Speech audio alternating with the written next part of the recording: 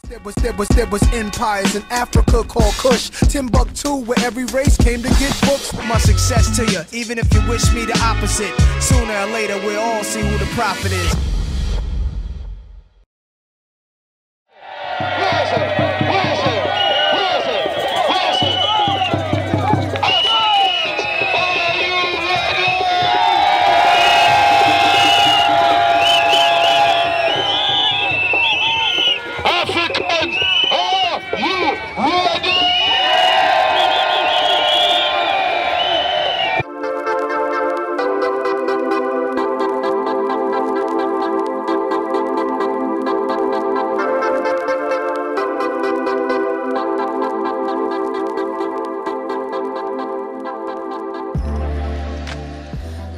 Moving forward, there's a lot of people asking about how we're going to harness this energy, or this great energy that we saw at the march of 4,000 to 5,000 people, in moving forward with the reparations, not only debate but also as well social movement at this here present time. And first and foremost, one of the pleasing things, I mean, I had a friend or a couple of friends who actually came out to the march, even though they're part of the naysaying crowd. They say, oh, they're never going to give us any money, oh, nothing's ever going to come out of this. And but in the long run, the bottom line for them was, it's just beautiful to see our people getting together for something, anything, just absolutely, something, and I think but we're getting together, yeah, and that brought them out at this present time. So to anybody who's listening at this present time, can we just put across them that, as you says, it is something that we're learning as we go along, yeah, yet we do have an idea of the way we wish to proceed and the way that we wish to go forward. Yeah. So, as you said, there's going to be a public meeting, yeah, on the 11th of September. 11th of September. Also, as well as that public meeting, there are some other things that you have. Yes, well, as well just to say, I mean, around us, it's important for me to highlight that the march wasn't about us saying you need to compensate us. The message was about reparations holistically, that includes compensation, rehabilitation, restitution, and satisfaction and guarantees of non-repetition. It's important that to be said, because some people just simplify the whole process to money, to tabloid. Yeah, we are not in a place yet where we can put a financial figure on what compensation will be. We have to organise ourselves. This is a column of the march was a column of the movement for reparations, but there are other structures within the movement where that theorising, that assessment of what the damage is, how we put a price on it is taking place. The march did not have that purpose, and it was really to also demonstrate, I think you spoke to this, our people's strength, capacity and determination to speak our truth to and challenge establishment power that's denying our right to repair, and the fact that we are still suffering from the consequences of what happened to our foreparents. And it was also about showing that we have got our own ideas on reparations. The people have got their own ideas. It was a people's process. And we are building the infrastructure to be able to hear from our people. So we're not in a place yet where any one body can go forward and say, well, this is what it is, this is the amount. We are preparing ourselves, as all movements do, and movements have structure, they have leadership, they have different levels of organisation. And it was about highlighting our people's grassroots demands and initiatives for bringing about reparations on our own terms. That's the key messages. But in moving forward, apart from the public meeting, we are also developing, and it will be released at the public meeting on the 11th of September, a toolkit, a campaign toolkit, so that those of you who are not able to come to the meeting, you can be part of the ongoing campaigning, especially around the Stop the Maangamizi, We Charge Genocide, Ecocide petition, because there's a lot of work that needs to be done with that petition, even in terms of us meeting the goals or pressuring members of the state to meet the goals of setting up a commission of inquiry. In talking about pressuring the state, what we do know with a petition at this present time, it's been said by the UK government, UK Parliament,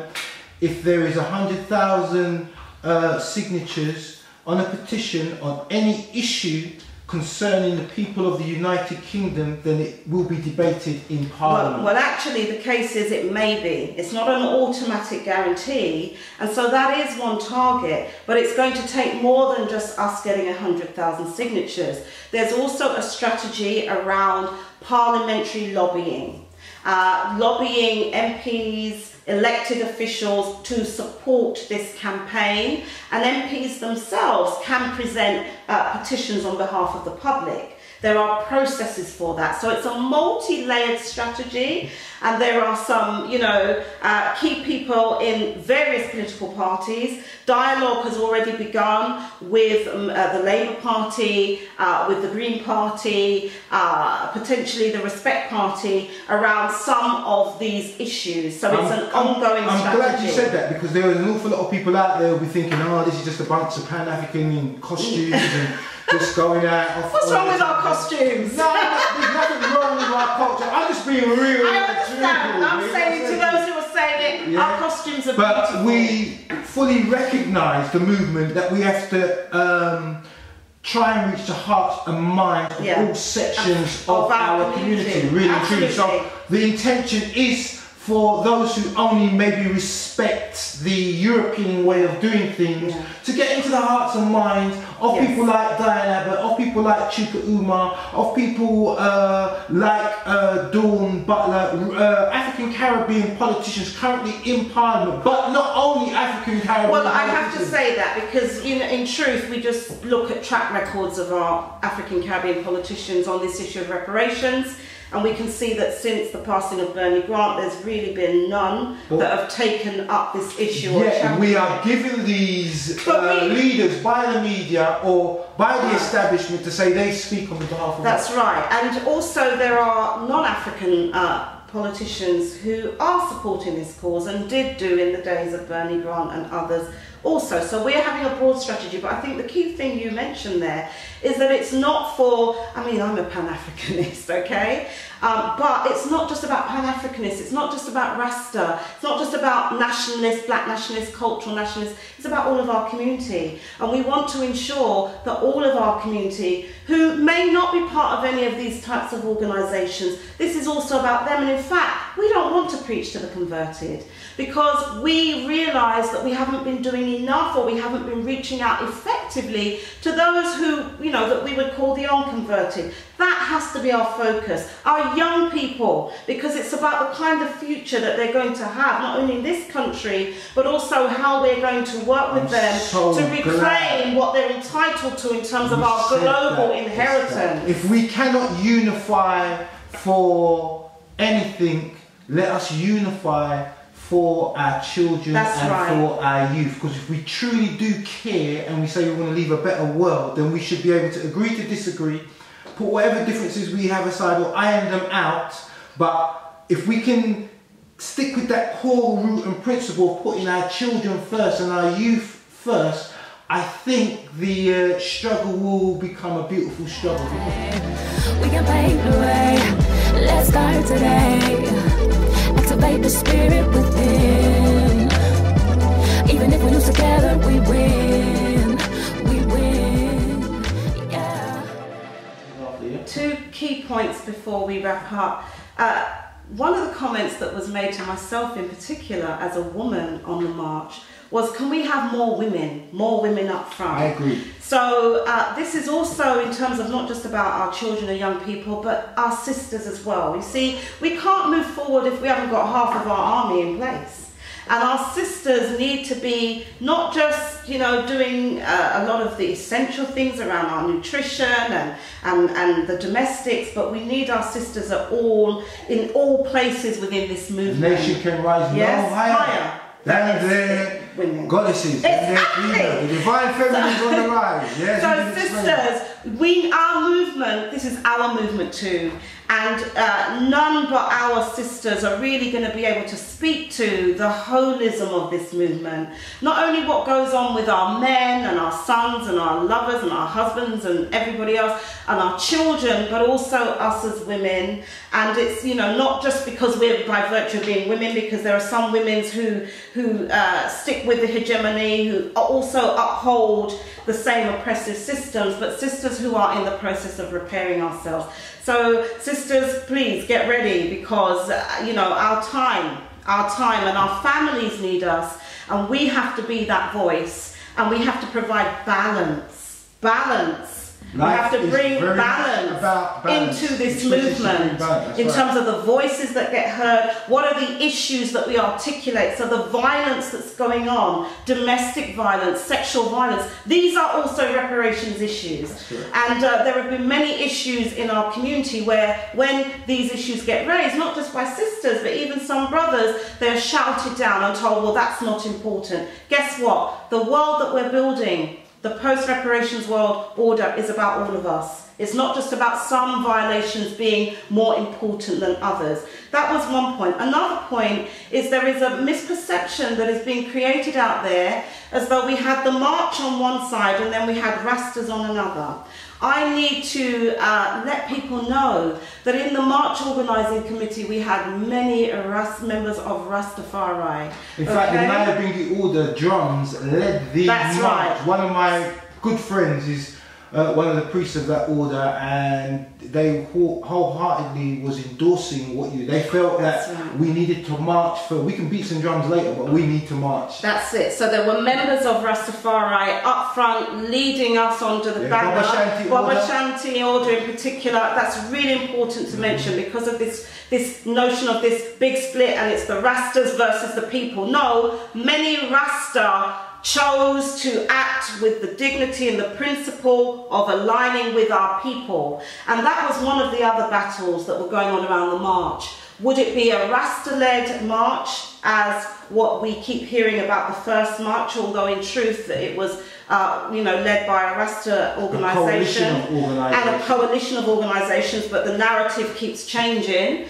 Or would it be a march that was about all of our people? And that is what many Rastafari, and in particular, you know, members of Baba Shanti and others, Nayabingi, who have been fighting for their right to also be with our people so that we don't have that division. So the principle actually transcends house or mansion of Rastafari, it transcends organisation, it transcends ideology. It's a universal principle. It's a universal principle. And if we're dealing with Ma'at and the universe, then we all fall underneath those laws and that order. So we have to recognise that, and those Rastas who are stuck with the people and who are receiving great trials and tribulations and even condemnation internally, but need I say no more on that. I think the final point then that I will end on is what support we need.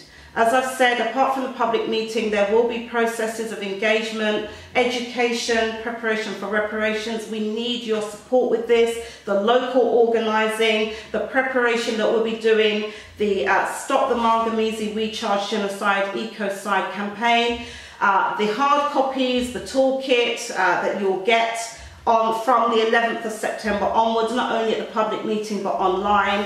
You can also visit the petition on change.org, Stop the Maangamizi, spelled M-A-A-N-G-A-M-I-Z-I, We Charge Genocide, Ecocide. But we need people to help us with the petition. It's not just about signing the petition, although that is probably the minimum that you can do. And when we say the petition, there's going to be an online one, but we're going to make sure we've got a hard copy petition as well, information facts. And this is what we need to make sure, because when we're in control of that and we can categorically say we've got those 100,000 signatures or 150,000 or 200,000 signatures, then we can start to lobby Parliament and the House of Lords. That's right. So we need you to read the petition. Sign it, read it. Everybody has a role in promoting this petition. We would like organisations to be organisational signatories to this petition, as well as individuals and interest groups. Read it, share it, disseminate it in the churches, the dance hall, the barber shops, the shopping malls, wherever our people are. Circulate that petition. At at the park events, but don't just circulate it. Talk to our people. Use it as an educational tool to talk to our people. And what you'll find is that many people say, no, but genocide is too strong. That is the education that we have to do, the action learning, because it is. But unless the people themselves can articulate our cause of being genocide, we have a weakened legal strategy. And this is part of what's called a social justice or community lawyering approach, where the people themselves are part of the strategizing and the organizing that accompanies legal representation. And we've chosen that strategy because it is the most fair, it is the most just, and any decent lawyer will get on board with that. And there are many conventional lawyers who are doing that. Then there are petition advocates, and their role is to explain the petition, to use it as a mobilizing tool, because there's lots of strategy and tactics that go with that I really can't go into in this interview. And it's about facilitating learning around what is in that petition. The third level is what we call petition champions, and these may be people who have distinguished themselves around the causes in the petition, who we're not necessarily saying go out there and get signatures, but they are esteemed members of our community who have struggled with us and who have their credentials in terms of serving our people in our continued quest for liberation. That then ties into building the mass base that we need to have, where everywhere this petition and its issues, we're lobbying. Local government, elected officials, our organisations are supporting it, our churches are supporting it. So we raise the legal and political consciousness of the masses around this petition. And it's not begging, it is us charging the British state with acts of genocide. We're not asking them whether they agree, we're saying this is what it is. And we are utilising the courtroom of public opinion to bring international support on our side by exposing the fork-tongued nature of some of those in officialdom who make it look like we're all happy here. And it's there are the no same formula and strategy that was utilised in the civil rights movement. That's right. That social movement and the apartheid movement that built that on an international level. And so all the time we're teaching, we're sharing, we're learning from one another, and we're building a strong cadre or a strong force that is able to not only assert our rights but defend our rights and be organised to take higher forms of action that we will need to take and that we will ultimately be called to take in order to defend our right to not receive, but eventually even take what it is that is owed to us. So it's part of a broader strategy, and it is a column within the emerging or resurging international social movement for African reparations. Accompanying that is the work going on to setting up the Ubuntu Gotla, which is the African term, but it's really a people's court, an international tribunal of humanity where justices from the Aborigines, from the indigenous peoples of the America, the original peoples of the earth, who are the real makers and shapers of international law, where we will sit in judgment of those continuing perpetrators, whether they are states, whether they are corporations, but it's going to take a lot of international will. And so the petition is a mobilizing tool. We only need to look at how petitions were used in the abolitionist movement, in the struggle for women's suffrage in Britain, the Chartist movement. They're good for educating and mobilizing our people. And then the organizing will take place, and we know that we will be discussing those strategies and tactics elsewhere. For further information, stay in touch. Facebook page, the March August. So remember, we heard it right here from the official spokesperson for the First of August Reparations Emancipation Day March. Pleasure having you as always with us here in the gotkushTV studios. Esther Stanford, Jose, thank you very much. You have our full support, as you know, and hopefully the next interview that we will have with you will be to explain the process of action that will be taking place in order to prepare for next year's March, which will be on a Monday. It'll be very interesting to see how many of us come out then, and also as well whether they try to change the route on us and stop us going here and there. But really and truly, it's safe for us to leave you here at this present time. In some form, fashion or way, you will find in the 21st century reparations will be one of the big global, international, political policies or political will of the people being put forward.